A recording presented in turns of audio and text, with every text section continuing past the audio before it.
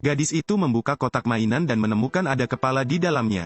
Ketika dia menyentuhnya, dia menemukan kepala boneka itu mengeluarkan darah lagi.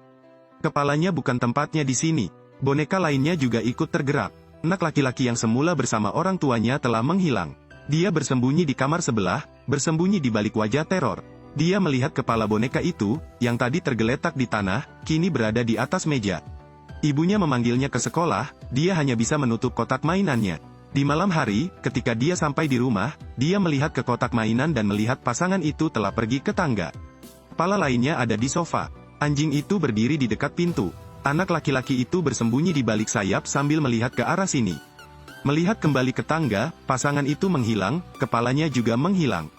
Gadis itu mencari, dan menemukan kepalanya telah lari ke tempat tidur di dalam kamar tidur.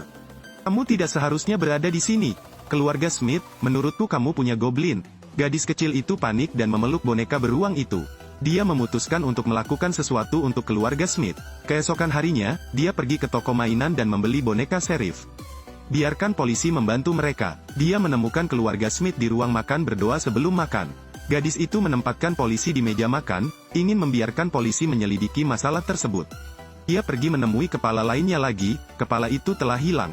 Saat ini, ibunya menelepon untuk makan malam. Keluarga beranggotakan 3 orang itu juga berdoa sebelum makan.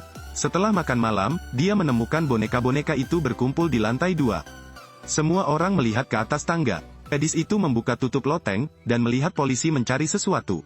Mungkin mencari kepala lainnya. Ayahnya berlari untuk melihat. Dia mendesak putrinya untuk tidur. Setelah ayahnya pergi, gadis itu menggunakan senter untuk menyinari loteng, tetapi polisi tidak terlihat.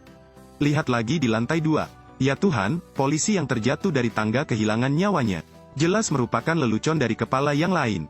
Gadis itu lama mencari di dalam kotak mainan, tetapi masih tidak dapat menemukan kepalanya. Sepertinya polisi tidak bisa menangani ini. Jauh dari rumah Smith, juga jauh dariku. Keesokan harinya, dia pergi ke toko boneka lagi. Kali ini, dia membeli boneka pendeta. Gadis itu menceritakan kisah itu kepada pemilik toko. Dia mengatakan tidak ada pendeta, namun menyarankan agar dia membeli seorang India yang sangat sehat. Yang ini mungkin lebih membantu daripada pendeta. Gadis itu kembali ke rumah. Seluruh keluarga sedang duduk dan menonton TV. Dia menempatkan orang India di depan orang-orang ini. Cepat lakukan sesuatu, sayang, nonton TV bersama kami. Gadis itu dipanggil oleh ibunya. Seluruh keluarga seperti boneka, duduk di ruang tamu sambil menonton TV. Tidak lama kemudian, orang tuanya tertidur, dan gadis kecil itu berlari ke kamarnya untuk melihat kotak mainan tersebut. Keluarga boneka itu sepertinya tertarik dengan suara di lantai 2. Orang India itu berlari ke toilet di lantai 2, mencari kepala boneka itu. Gadis itu menggeledah setiap ruangan, keluarga boneka itu berganti posisi. Semua orang melihat ke lantai paling atas. Pria India berdiri di tempat tidur di kamar tidur. Pada saat ini, senter menyala dan menyala beberapa kali. Orang India di dalam kamar itu menghilang lagi. Dia melihat orang India itu tergeletak di jendela lantai 2. Gadis itu melihat, dan melihat bahwa orang-orang Indian itu telah pergi ke dunia bawah.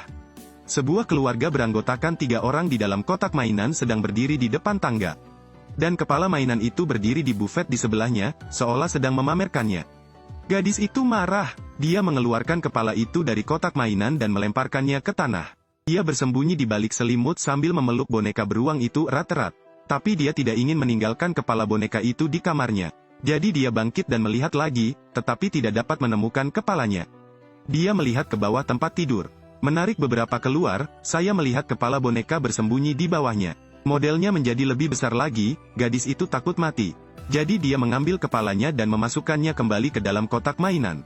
Jangan muncul lagi, jangan datang menggangguku lagi. Gadis itu menceritakan hal ini kepada orang tuanya.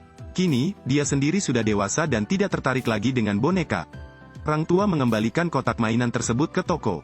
Mungkin semua yang dia alami hanyalah mimpi masa kecil. Atau kepala boneka itu sedang menunggu pemilik baru.